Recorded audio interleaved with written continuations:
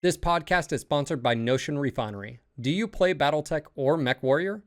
Are you looking for a unique insignia for your unit? Or does your old logo need an update?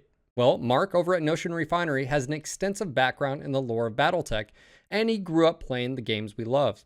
His work has appeared in official products by Catalyst Game Labs and Piranha Games. Take a look at notionrefinery.com to see if his work is right for you, or reach out to him at contact@notionrefinery.com. This information can be found in the description below. Huge thank you to all my patrons for allowing me to be able to create content on YouTube and, of course, Twitch and the podcast.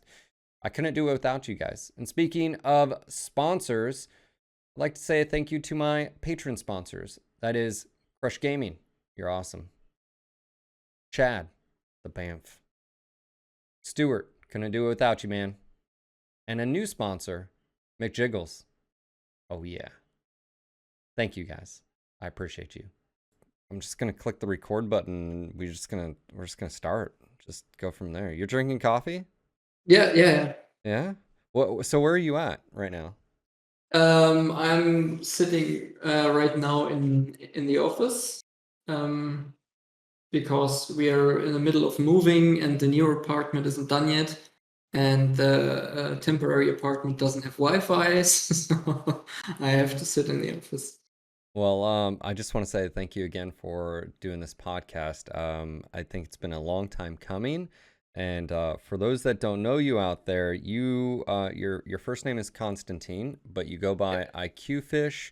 That's where everybody knows you. And for the most part, everybody knows you because of your work with TMC as far as your guys' animations in the past. And you guys have recently been working and put out is it fair to say machinima? Is that the correct term?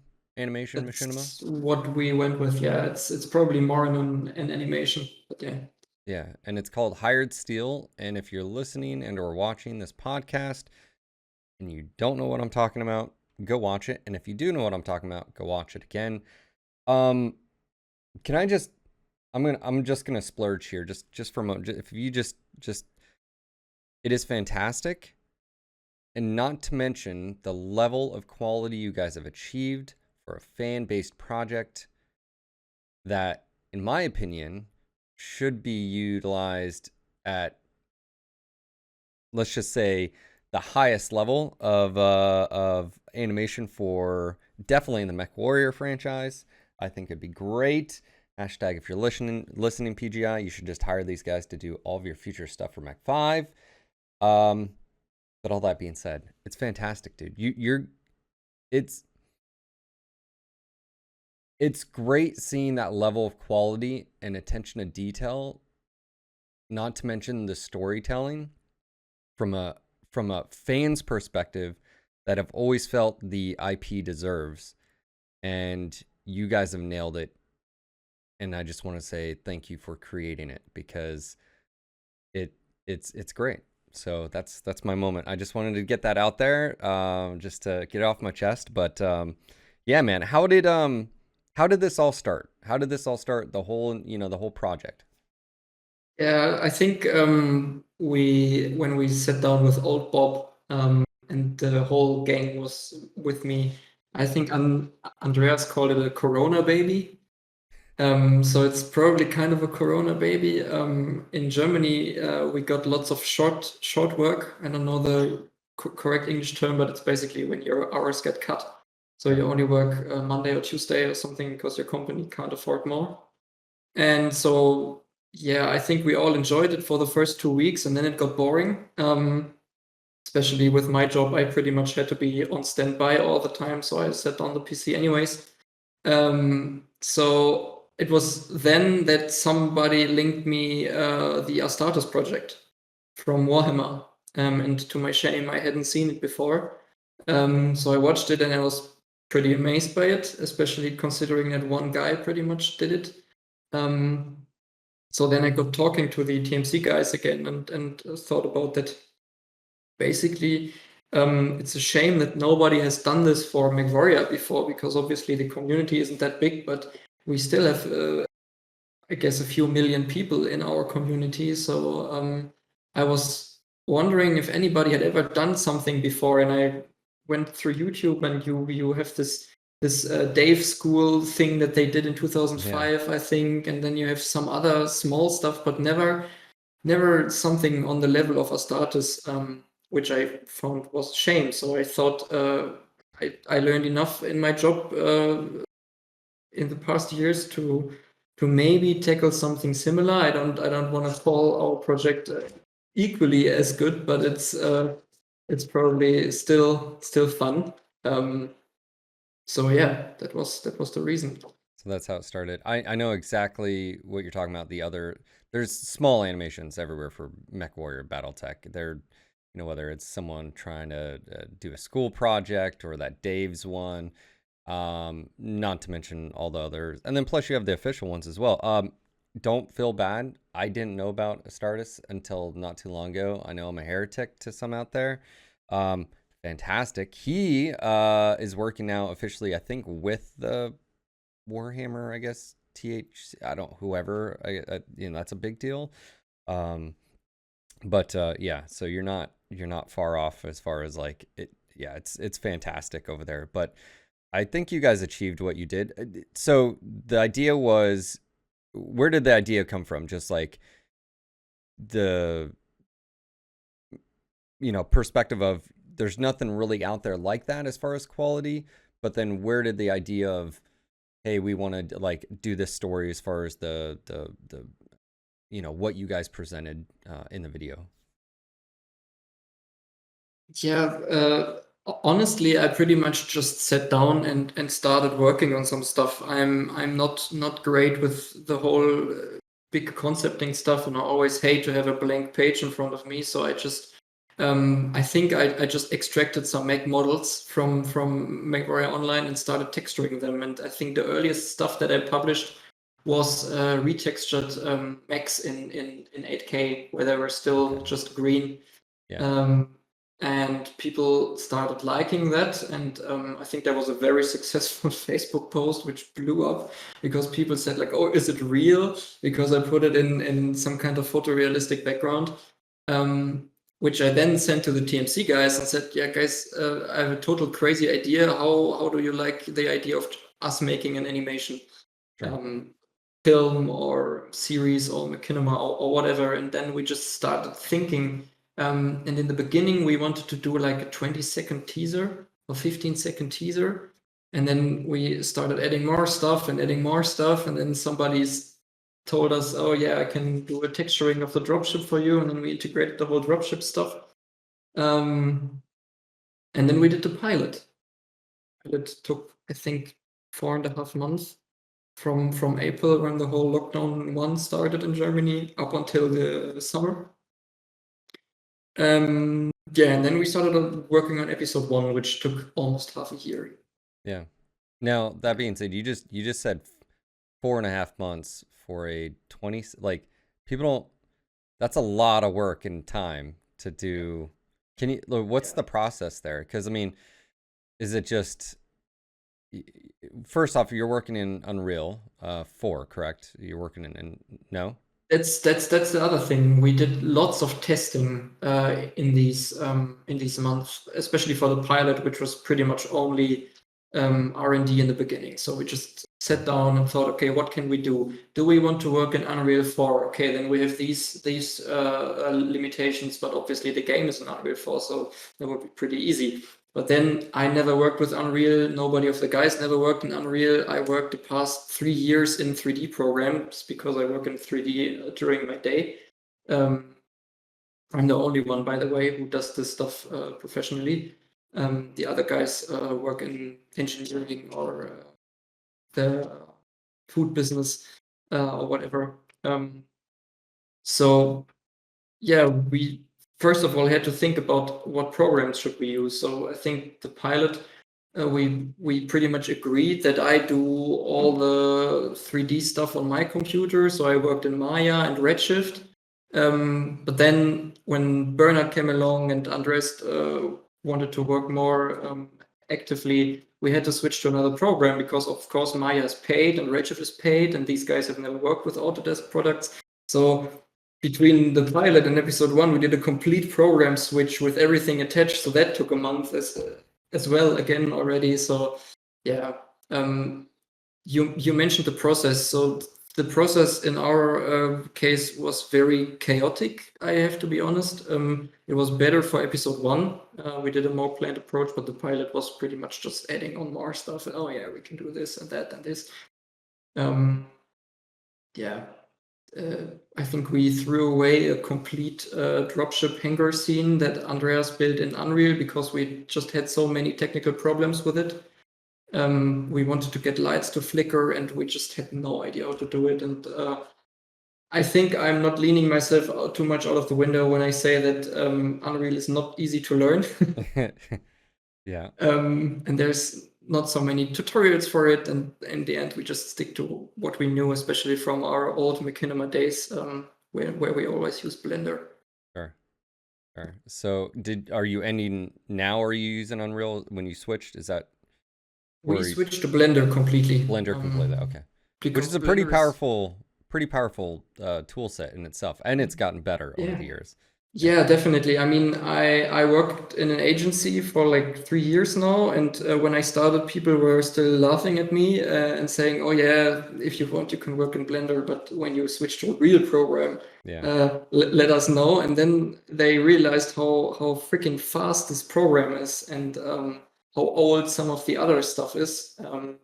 I mean, 3D software comparisons is a bit like Xbox versus PlayStation. There's a like holy war between the communities, and especially when people work with it for 30 years or more, they are very focused on their stuff. But Blender has gotten objectively so much better in the past years, and it's starting to be a very good program, especially considering that it's free, because we work with 3 people on Hired Steel in 3D at least.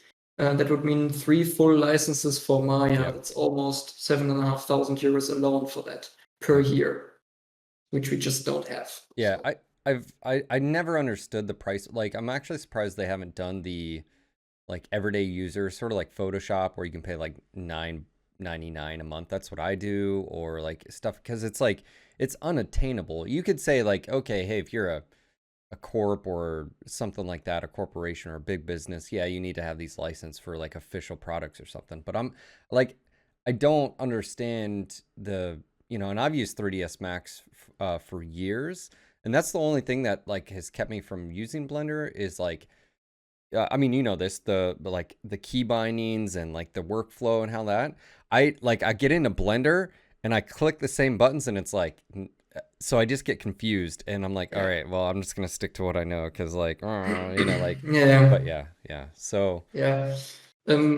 the thing is, I think the Autodesk guys, they now established an indie program that we would qualify for, which would make Maya 200 euros a year, but that came A, too late, and B, it's only launched in the US. So, okay. Yeah. In the end, we just switched to Blender. We started writing our own plugins for it now, stuff that we use every day. Burnout has made a TMC plugin with some cool shortcuts coded in it. So it's a great choice for us. Obviously, there's challenges with it as well. Just today, I wrote a behind-the-scenes Patreon post where I explained that I basically had to render all the fire and smoke stuff in Maya because Blender was throwing critical render errors at me. So there's still a lot of technical shuffling that you have to do. Sure. Yeah, but you're figuring it out. I mean, and that's, I mean, to be adaptable, especially like with a project like this. I love that you guys took almost a realistic sort of aspect. Like, I love the UAV, the drone footage, and it's almost like a mech commander perspective as well. Recognize that voice. Quick shout out to Chris, aka Sidestrafe. And so you gave a sort of a homage to the mech commander sort of scene with that, but then you also brought in like a realistic thing too. Like, you would have UAVs, not just stationary ones like in MWO or whatever. You would have intel gathering and stuff, and I felt that was really cool. Speaking of characters and story, how did you set along to create like obviously you guys are, this is going to be multiple episodes, right? You've already got a few characters that are set. How did you go along establishing that sort of storyline? I always had a critical lack of knowledge regarding the BattleTech lore, so I always need help with that. So we have our member Charlie for that. He's kind of our lore guy. He has read pretty much all of the books, which I don't. So, which is just something that I sometimes need help with. We pretty much firstly decided that we don't want to get into clan territory because it just makes everything so much more complicated.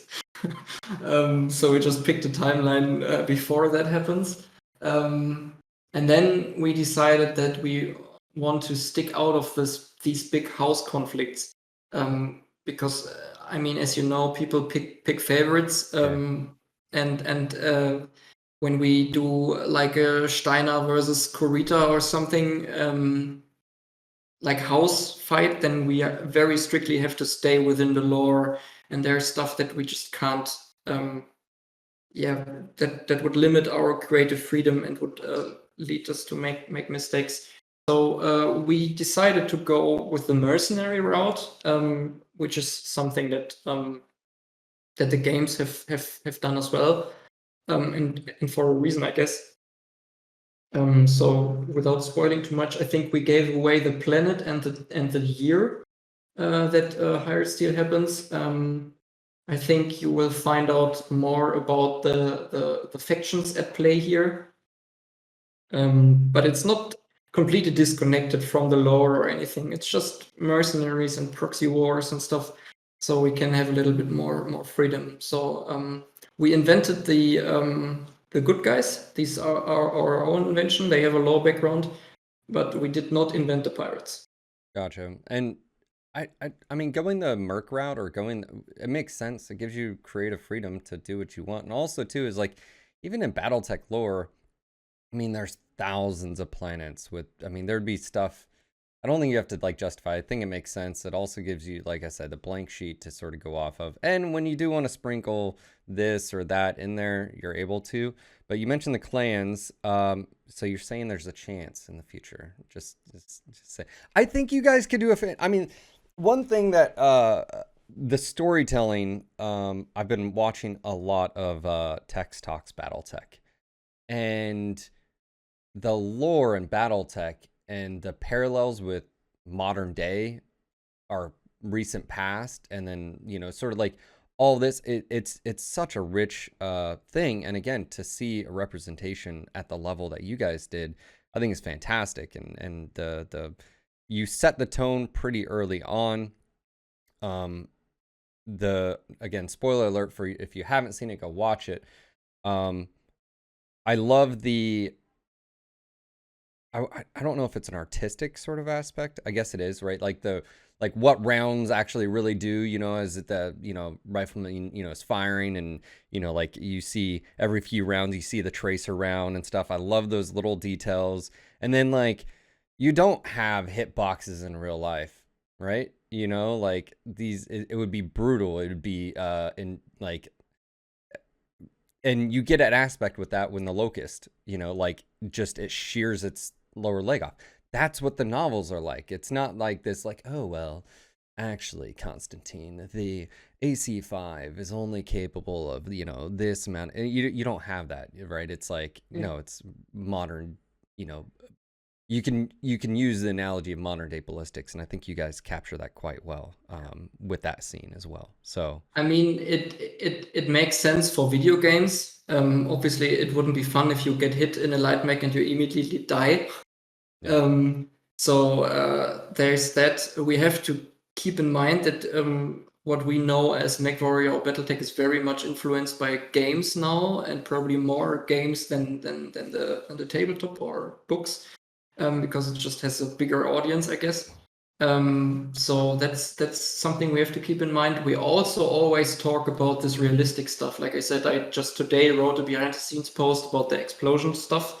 And when you see a tank firing, I mean, I don't have to tell you, you don't have these big fireballs that flash that look like somebody set gasoline on fire. You just have a short flash, Yeah. and most of it happens on the pressure level. So the impression that you get comes from this giant shockwave that you obviously don't have when you have headphones on. So we have to strike a middle ground. If we go fully realistic and just have a short flash, it looks boring. But if we have a gasoline fire in front of the muzzle, then it looks bad as well. So it's surprisingly difficult. And it gets more difficult if you consider that these things are 12-meter tall robots, because humans don't really have a reference for that, which should probably get better when we start to establish infantry more, which might happen soon. So I always love the MechWarrior 3 intro where you see the soldiers interacting with the Timberwolf or the Vulture, I guess. Or no, the summoner that storms through the city and then storms on this poor guy. Yeah, I always love that because it just tells the scale so well. Yeah, I mean, I can tell people like if mechs were real, I mean, they would be absolutely horrifying. It's like, again, I don't know what it's like to be on the receiving end of a main battle tank. I know what it's like to send the rounds down the range. Now imagine that it's a little bit more mobile and can walk around, and yeah, the infantry part is interesting because like in the novels, I think it goes back to say is like these mechs are these magical, weapons of war, but in just like modern stuff, like in urban environments, you're vulnerable, like, and you're vulnerable to knee actuators and infantry throwing satchel charges in your knee or ankle joints and taking you out because if you can't walk, I mean, you're hosed or whatever, those type of things. And you read it, or like an Inferno launcher, I mean, Great Death Legion is infamous for this, right? Like how Carlyle eventually meets his wife, basically aims an Inferno missile launcher at her and forces her to like shut down, like the fear of being burned alive and stuff like that. So so from the technical aspect, it seems pretty obviously intense, labor, time, and then you guys are animating the mechs, you guys are creating the story. Obviously there's a lot of voices that I recognized in it as well. I think you guys did a fantastic job with that. Again, going back to all previous iterations of fan-made projects, it exceeds that. Moving forward, what are things that, like, as you've refined the process, like what are things that like have made your life easier, or just from the like creation standpoint, the pipelines and stuff like that? Is there any piece of tool or kit that you guys are like, oh yeah, I wish we'd have known that?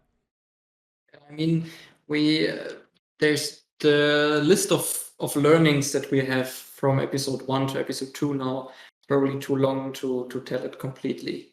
It's so much stuff, beginning from how we approach the storyboarding or the animation. Obviously, we have all our main characters in their mechs now. The mechs are done, the mechs are rigged, the mechs are animated. We have walk cycles for them. That's stuff that we don't have to do now. The vehicles for the pirates are done. They are rigged, they are textured, they are completely implemented, they are cleaned up. We have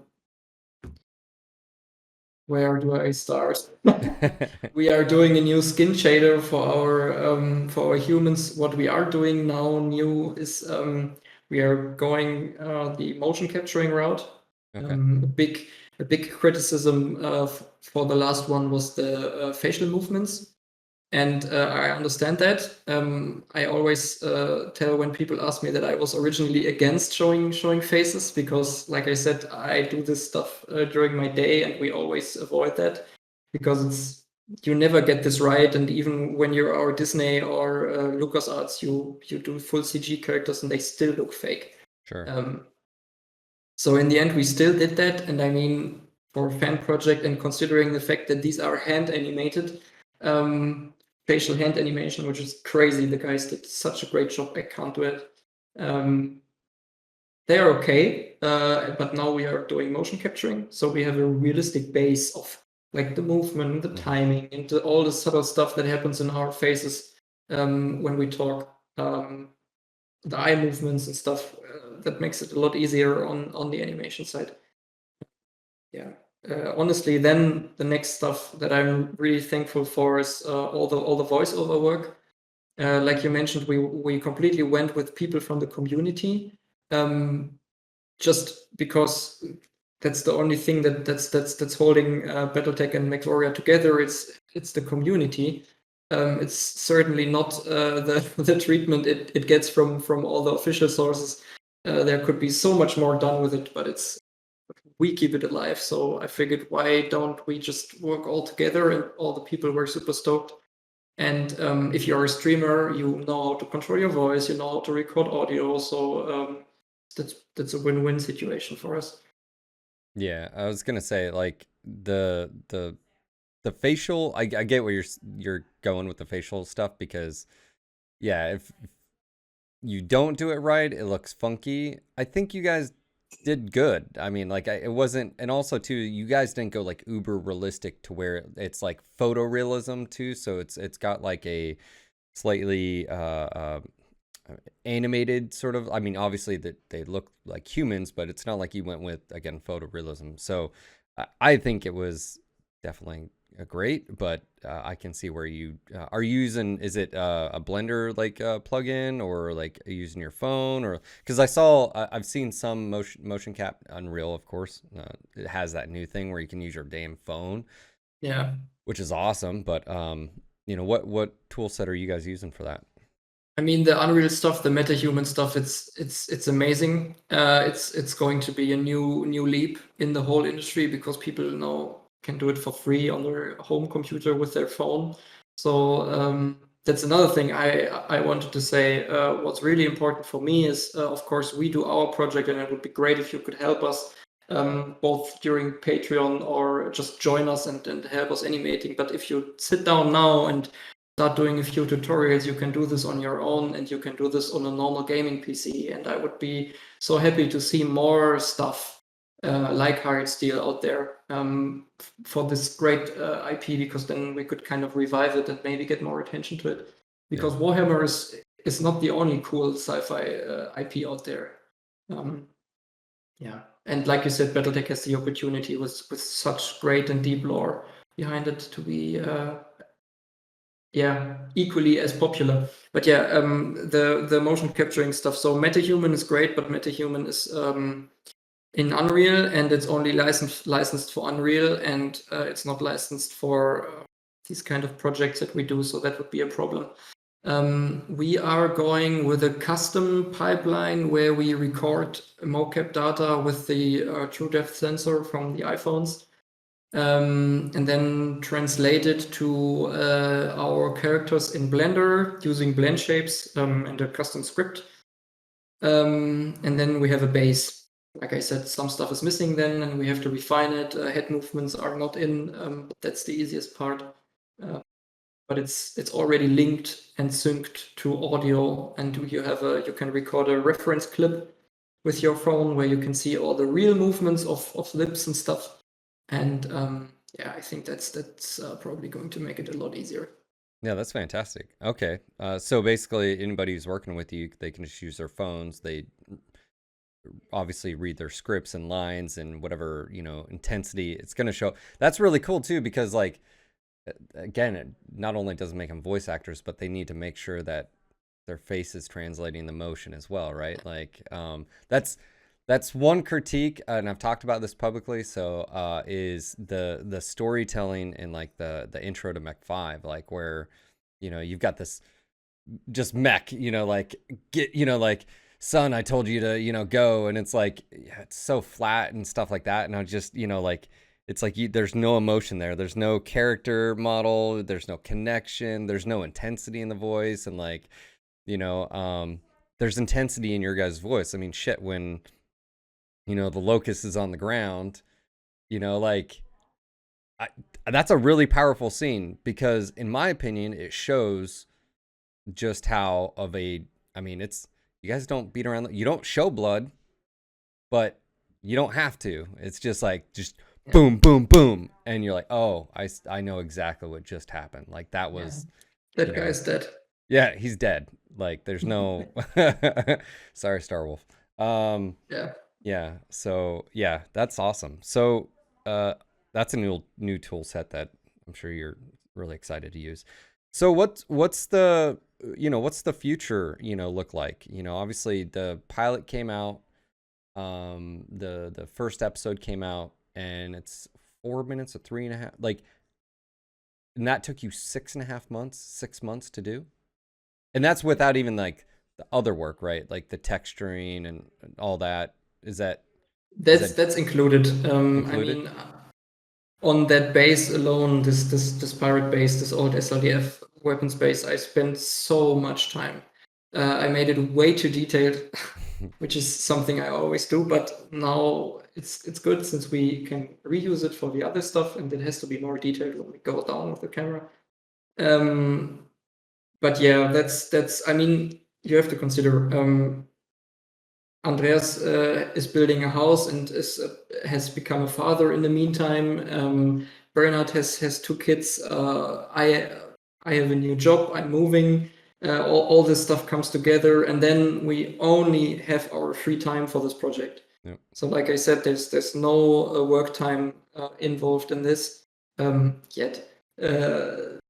So that's something to consider. And then we build all these assets, and we had to figure out a lot of stuff that we have figured out now. So I would say that it would take us less time this time for episode 2, but that is going to be made up by more complexity, longer episodes. I can't say any dates or anything. It's Sure. just You don't want to commit to anything because, yeah, I get it.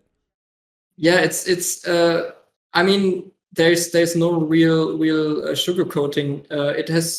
It was really intense sometimes, and it sucks if you come home from work at 6 and then you keep working until 2 a.m. and the next morning your girlfriend looks at you and says like, "Oh, I haven't seen you yesterday," but it wouldn't work otherwise. Yeah. So yeah, we will keep on pushing, and I think we can exceed episode 1 next time without promising too much. But I'm really looking forward already to showing you guys what we are working on next. Now, as far as the creativity, do you take any inspiration from other stuff? Like in any maybe movies or film? Like you're the director, right? You're the one making the final Yeah. decisions. Like, what inspirations, are you tapping into? I mean, there's the saying in our business. It's everything is a remix. So I think that's really true, and I wouldn't dare to sit down and try to reinvent the wheel, because I know I'm not any kind of great director. So we collectively on our Discord just post stuff whenever we see it. I mean, the drone scene that came from a movie, I forgot the name, but Charlie found it and put it in our Discord, and then we watched it on Netflix. The POV of the rifleman firing, it's inspired by one of these Warhammer animations that I saw, where you look the Terminator from below and then you switch around with the camera and you go behind his bolter and you see him firing. And then we just adapted that and did it a little bit different and stuff. So yeah, we definitely take a lot of inspiration from movies and videos and other stuff.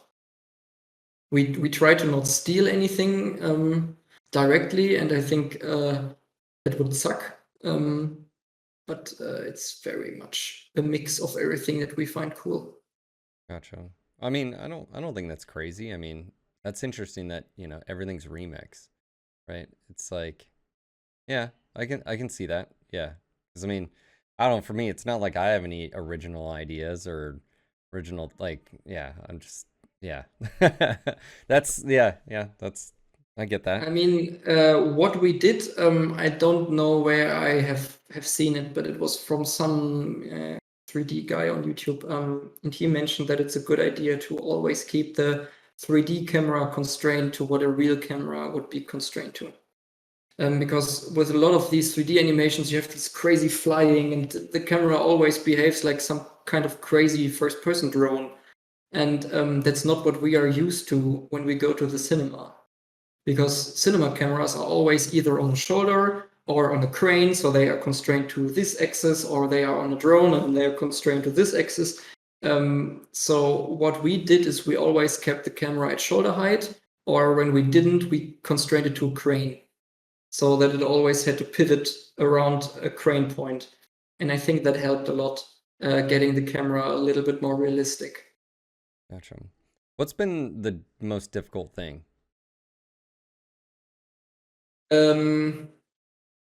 So I would divide this into personal and technical difficulties. I mean, personally, it's just motivating yourself for half a year, because there are phases where, like now, I get nothing done, and I look back at the last 7 days and I say, okay, not much has happened, because it's just I have no internet in my apartment, and then I sit in the office and I could work all day here.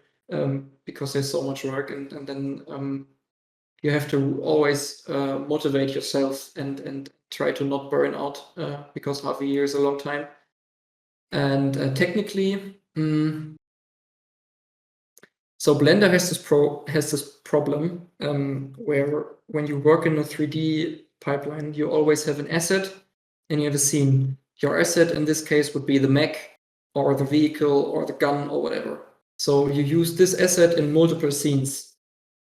And you normally want to have it dynamically, so that if you change something in the asset and you save the file, then it updates all the scene files. And that didn't work. So that meant that we had to lock down our asset, where we were like, oh yeah, we will not change anything about the Shadowhawk anymore. And then we put it in all the scenes and we started animating. And then 2 weeks later, we noticed that there is an error in the Shadowhawk. And then I go in and save the Shadowhawk, and then we have to manually redo this for all the scenes by hand. And there was some point of scripting that we could do that made this easier, but this problem with broken, they call it dynamic links in Blender, or library overrides, they still don't work 100%. But with the new updates, they made it work a lot better, which is a big step in making Blender approachable for these big studios, because these pipelines work on this principle, and if this doesn't work, you can't use it. Gotcha. Because imagine like a Marvel movie where you have Thanos, and you start working on 2,500 CG shots, and then they change the eye color of him, and then they manually have to do this with 5 different studios all over the world. It's horrible. So that was a big technical difficulty.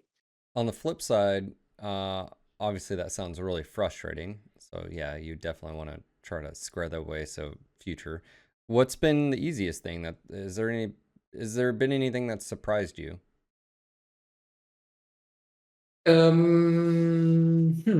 I think what was surprising for me was you always have this magical moment when you have a animation where you always see everything gray and unshaded, where you work always like without any textures or lights or something, and then you go in and you apply all your texturing and lighting work. So we have our environment, we have our light, we have our mech materials and stuff, and then you apply this stuff, and then suddenly you have a scene, and you have light and the mechs reflect, and then you go into the camera and you switch on motion blur, and then you render the shot. And I think what was the most impressive for me was with this locust running scene, where we see him getting the shot to the leg, and I was surprised how well that worked immediately. Of course, there was lots of tweaking, but I was surprised how well we managed to convey movement and the speed and this machine that's running and stuff. Because when you always just see it in gray, your brain doesn't have a reference for anything. So it just looks like nothing. And then if you put everything in and you suddenly have light and stuff, then it starts to look like a real image.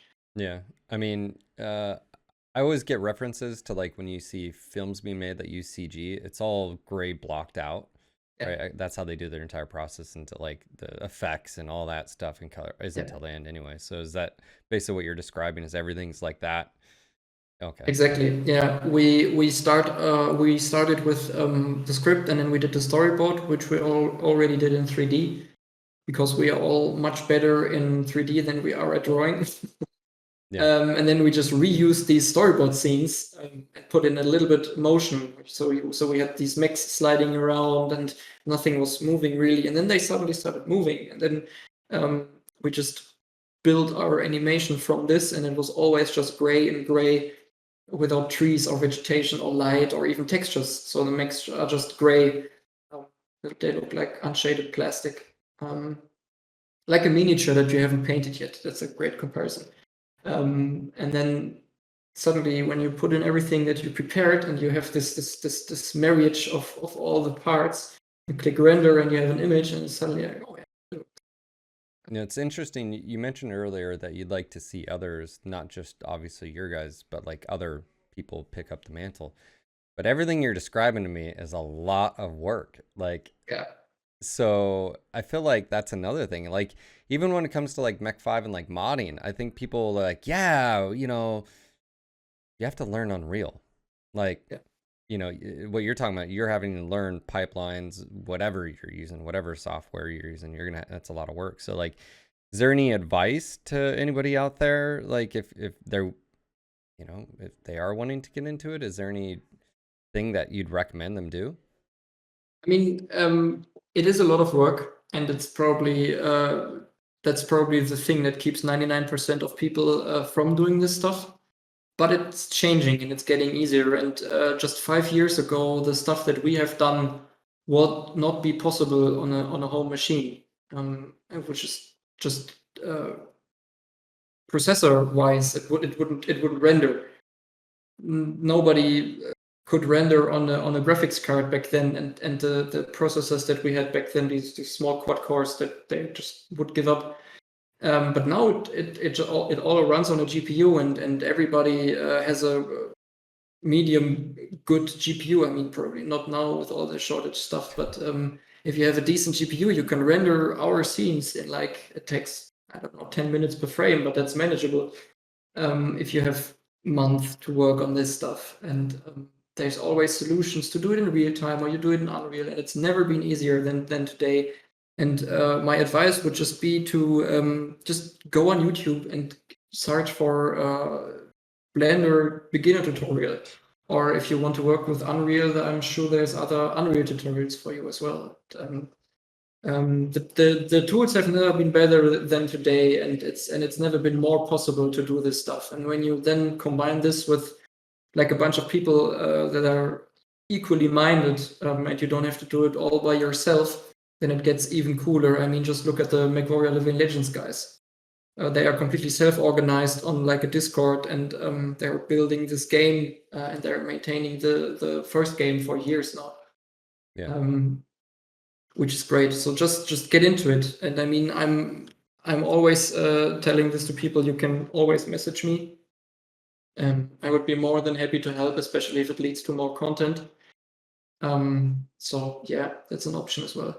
Are you guys looking to bring on anybody for help, or is there any like holes in the team that you know, are you anything like that? Like people listening, maybe if they have experience? Definitely. I mean, we even have a hiring page on our homepage where we have like small positions filled out. I mean, we need help in all regards. Like you said, it's a lot of work, and especially if you can't work on this stuff 40 hours a week every day. Sometimes you have 3 people available, sometimes you have nobody available, like right now. So it would really help if anybody would come and offer our help. I mean, we have a bunch of contacts now that have offered help and have done so. I mean, the vehicles in Hired Steel, they are modeled by Christian. He's known as Karl Streiger online, or the weapons in the cockpits, they are done by Austin. He's known as M42A, I think. He's made this cool quick draw and Atlas 2 model and stuff. So yeah, that would just help. I mean, in any part, if it's FX or animation or modeling, whatever. As we noticed last time, we even need help in proofreading the script. Yeah. No, I think the script was good. So obviously okay. So obviously I'll have all the information down below in the description for you guys for someone to reach out and contact you. What has been the response for you across the board? How has that been? The response has been absolutely crazy. I mean, we expected to have a little growth. I mean, when we published episode 1, the pilot was at 17,000 views. And our channel was at roughly 700, 800 subscribers. And then we published episode 1, and from day 1, it has been absolutely crazy, and it continues to be crazy 1 month later now. I mean, I don't even know the latest numbers, but I think it's 180,000 views on episode 1. Our channel has broken 11,000 subscribers. The pilot episode has like quadrupled in views to 75,000 or something. So it's much more than we ever expected, and it's amazing. I mean, I can say that I've read every single comment on YouTube, Twitter, Facebook. We even went in to vk.com, the Russian counterpart of Facebook, and we threw everything there into DeepL and translated it from Russian to German so we can see what the Russians think of it as well, because they are our third largest audience. Then somebody came in and translated the whole episode for us to Russian, so we have subtitles, proper subtitles. So it's really been crazy, and I don't know how much I can say about this stuff, but there have been some official voices as well that approached us, and that obviously makes us super proud as well, especially considering some of the names that we've talked to. I don't know if anything will develop from this. We are open to anything. But yeah, that's been super amazing, and that's the biggest motivation that we could get. We are super blown away by it. I mean, I think if you put something that's good out there, people are going to watch it. People are going to share it. I mean, as soon as I saw it, I was like, yep, you know, like Facebook, Discord, go watch this. You know, I think I've added probably 3 or 4 views just during stream where I'm like, yeah, let's go watch this again because it's fantastic. So I'm not surprised. I think there's like you said, the community isn't large in the grand scheme of things. Like, I don't know. I mean, a few million people. I mean, I bet you it's more than a few million. And yeah, you know, but yeah, in the global sense, it's not a lot, but like it's a pretty dedicated crew. And I do have to obviously what you guys have done, I don't think you'd have any like negative, but just if there's someone who's being a negative on don't take it personal, just ignore it, because you're gonna run into that. I always tell content creators, don't read comments, or if you are gonna read comments, if someone's like critical, just be like, okay, is this person trying to give me advice, or if they're just being a douche? Oh, they're just being a douche. Oh, okay, ignore it. You know, like I don't know, just that's me personally, but yeah. Reading on the comments. So the translation and I guess that would be called localization as well from a game perspective, like you're localizing it for that. You mentioned audience. Do you feel like BattleTech, why is it that Western culture, I guess, would be so attached to battle? Like, do you have any thoughts on that? Like, why is it that we like the slow, sort of lethargic, if you will, sort of BattleTech versus the do you have any idea why that is? Good question. I mean, you probably mean in comparison to all this Gundam, which is Yeah. very Yeah. That's a good question. I mean, I can just tell you my personal story, how I got to know BattleTech and MechWarrior, and it was my dad, and he played MechWarrior 1 when it came out, and MechWarrior 2, and then he bought the books and stuff. So that's another thing. I think the BattleTech audience has a very, very I don't know the English word for it, but the people that are never participating in any kind of online discussion, that are just quietly sitting there knowing BattleTech for 35 years, like the generation of my dad, 50 plus, we probably have millions of these people who have some point of contact with BattleTech that have never been, like, I know my dad has played MechWarrior Online like twice, 2013, and then that has been sitting there. And I think there's a lot of these people around. So that's probably why the numbers feel so small. But coming back to your question, I think it's just it's probably just that this was available. And growing up, my generation has been influenced by anime and stuff a lot, but before that, I think it wasn't that widespread in Western Europe and the Americas and stuff. And then maybe it has something to do with the war. BattleTech is obviously very inspired by real war machines and real guns and real rocket systems, and it really feels a little bit like Cold War on legs. Yeah, I get you. So maybe that's part of it. Yeah, maybe it's the fascination too, because like North America and Europe, obviously, like World of Tanks and War Thunder, I think you get a little bit of that. One of the things that I think BattleTech does really well is it stays grounded in like science, not like mysticism or magic or whatever. Like, it may seem magic that we have fusion reactors, but I mean, fusion reactor is a concept that we can wrap our head around. Like, yeah, we don't have one that's fully working right now, but that could happen. Okay, well, we know how space travel, bending and all that, we know how that could happen. So like, I feel like that is grounded, but also too is like, even in your animations or in MWO, it feels grounded in the sense of they are like just mobile tanks with some futuristic weapons, if will. Yeah. So maybe that's why it's the and I like that, because I mean, with our Hunchback, for example, I just slapped all this reactive armor on him because I wanted to make him look like one of these modern Russian tanks that are coated in reactive armor plates to protect them from RPGs and stuff. So, and also it's a lot easier to imagine how the future looks in 1,000 years than it looks in 30,000 years when you compare it to Warhammer. Yeah. Because then everything could happen. Which is funny, because right now the YouTube algorithm is probably treating our video a little bit different. It's getting shown to people who obviously don't know BattleTech. They come to our video and comment like, oh yeah, 1,000 years in the future, this would never look like this. Yeah. This is maybe 2,150, but not 3,040.